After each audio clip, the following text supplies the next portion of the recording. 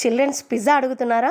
Pizza base లేదు, oven లేదు, ఇంట్లో బ్రెడ్తో గ్యాస్ మీద 10 నిమిషాల్లో రెస్టారెంట్ స్టైల్ పిజ్జా చేసి పెడతా. టేస్ట్ మాత్రం 100% పిజ్జా హట్లే.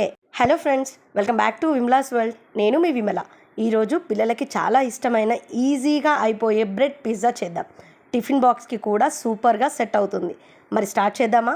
ఇంగ్రీడియంట్స్ వచ్చేసి pizza, onions, tomato, oregano, chilli flakes, salt and sweet corn. మనకు కావాల్సిన వెజిటేబుల్స్ అన్నీ మనం యూస్ చేసుకోవచ్చు. ముందుగా బ్రెడ్ని అన్నీ ఇలా స్ప్రెడ్ చేసుకొని దానిపైన టమాటా సాస్ని ఇలా స్ప్రెడ్ చేసుకుంటున్నాను. టమాటో సాస్కి ముందు మనం పిజ్జా వాడేటట్టయితే పిజ్జా బేస్ పైన మనము పిజ్జా సాస్ని యూస్ చేస్తాము. కానీ ఇక్కడ నాకు పిజ్జా సాస్ అవైలబుల్గా లేదు కాబట్టి దానికి బదులుగా పిజ్జా సాస్ ఇంట్లో లేకపోతే 1 స్పూన్ కెచప్ ప్లస్ కొంచెం పెప్పర్ పౌడర్ కలపండి, సేమ్ టేస్ట్ వస్తుంది. అలాగే నేను కూడా ట్రై చేశాను. సాస్ వేసుకున్న తర్వాత కొంచెం మొజరెల్లా చీజ్ వేసేసుకొని ఆనియన్స్ అన్నీ స్ప్రెడ్ చేసుకొని దానిపైన టాపింగ్స్ కోసం మనకు నచ్చిన వెజిటేబుల్స్ ఏవైనా సరే మీ ఇంట్లో ఎలాంటివి ఉన్నా మీరు తినగలరు, పిల్లలు తింటారు అనుకున్నవి ప్రతి ఒక్కటి కూడా దీంట్లో వాడుకోవచ్చు. నేను ఓన్లీ 3 ఇంగ్రీడియంట్స్ వాడాను, vegetables, onions, tomato and sweet corn. ఎందుకంటే మా పిల్లలు ఎక్కువ తినరు కాబట్టి అది వీడియో కోసం మాత్రమే ఇలా వాడాను. యాక్చువల్గా వాళ్ళు ఓన్లీ స్వీట్ కార్న్ మాత్రమే తిన్నారనమాట. అందుకోసం కొంచెం ఇది ఫ్యామిలీ బేస్డ్ లాగా పిల్లలతో పాటు పెద్దవాళ్ళు కూడా తినేటట్టుగా ఇలా అన్నీ వేసేసుకొని దానిపైన కూడా చీజ్ అప్లై చేసుకోవచ్చు. గుర్తుంచుకోండి, ఎంత చీజ్ వేస్తే అంత పిజ్జా టేస్ట్ ఎక్కువ అవుతుంది. స్ప్రెడ్ చేసుకోవచ్చు. నేను చూపిస్తున్న విధంగా అన్నీ అలా స్ప్రెడ్ చేసుకున్న తర్వాత ఇక్కడే అసలు టాస్క్ ఉంది. నేను చిన్న మిస్టేక్ చేశాను. ఏంటి అంటే అది ప్లేట్లో పెట్టుకోవడం నా మిస్టేక్. అది ప్లేట్లో పెట్టి అంతా డెకార్ చేసుకున్నాను. దాన్ని తీసి మళ్ళీ ప్యాన్ పైన వేయడం పెద్ద టాస్క్ అయిపోయింది. సో సింగిల్గా తీసి హ్యాండ్తో పెట్టాల్సి వచ్చింది.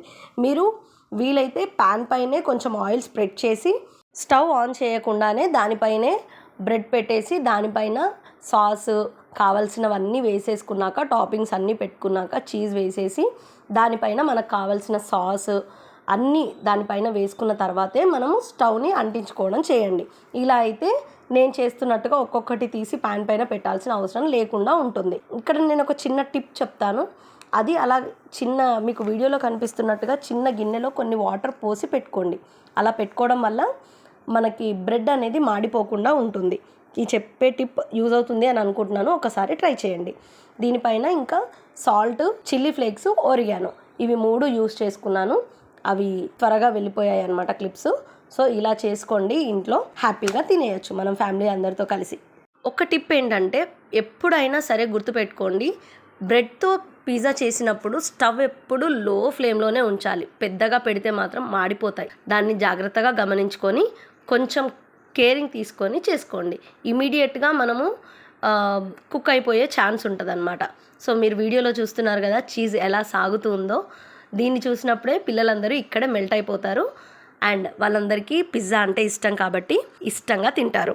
వీడియో నచ్చితే Tuesday, Thursday, Saturday 11 AM new videos వస్తాయి. నెక్స్ట్ ఏం వీడియో కావాలి అనేది కామెంట్ సెక్షన్లో రాయండి. కొత్త సబ్స్క్రైబర్స్ అందరూ మన వీడియోస్ అన్నీ ఒక్కసారి చెక్ చేయండి. Thank you, bye bye, take care.